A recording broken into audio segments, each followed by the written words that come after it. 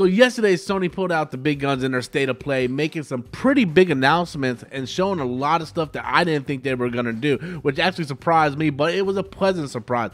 Hey everybody, welcome back to the channel once again. If you guys are finding me for the very first time, please do me a favor, smash that like and subscribe button. That way you guys can stay up to date on all future content. So Sony state of play definitely came out, and it definitely shocked a lot of people. Shocked me. I did not expect it to be this good, and they actually came out and they showed a lot. The biggest thing that stands out to me was the Final Fantasy 16 trailer, the Street Fighter 6 trailer, as well as the Resident Evil 4 remake trailer. Those three trailers right there stood out to me. The Resident Evil 4 remake, the teaser, the little teaser that we saw, I thought it looked fantastic. I don't think Resident Evil 4 needed a remake personally. I would have much preferred if they would have gave us Code Veronica or something like that. I think Code Veronica much deserved a remake way before Resident Evil 4 did, but Resident Evil 4 is like the Final Fantasy 7 of Resident Evil games. Of course, they're going to want to go and remake the most popular Resident Evil game other than Resident Evil 2. So it makes sense on a business standpoint that they would go and do Resident Evil 4.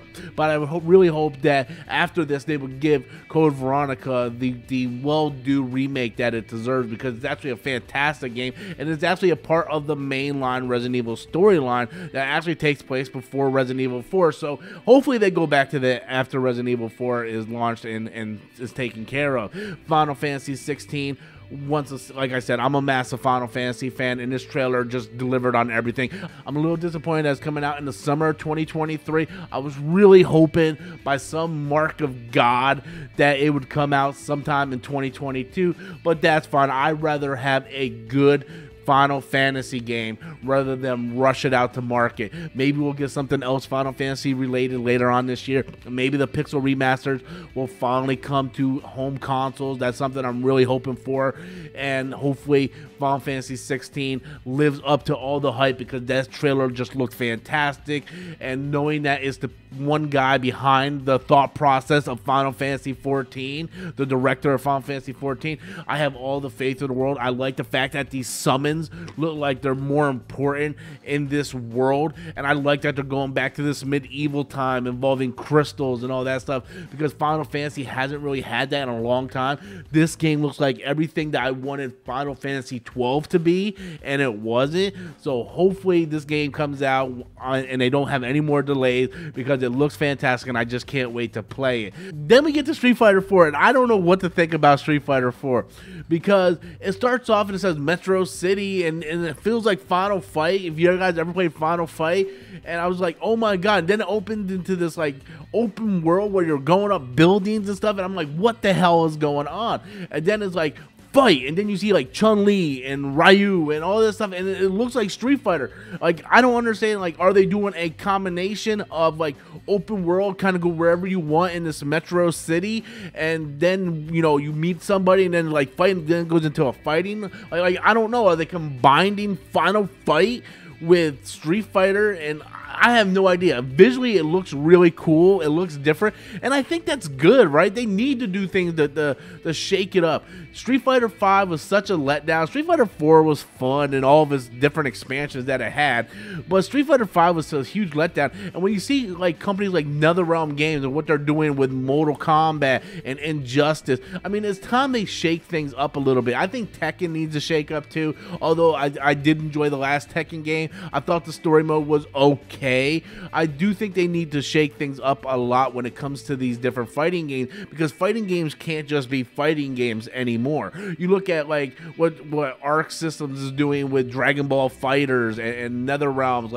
Like fighting games can expand. You have to give them a story. I don't know if you necessarily need to have them run around in a Metro world, open world aspect to go train and then fight.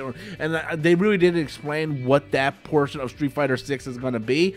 But I do think they need to shake it up a little bit, because you can't just go in there with an online mode and an arcade mode in 2022, 2023, in this era of video gaming, and expect that it's going to be okay. You can't just give us a bare bone fighting game like you did back in the arcades and on the Super Nintendo and the earlier consoles, because gamers expect more, especially with games costing anywhere between $60 and $70.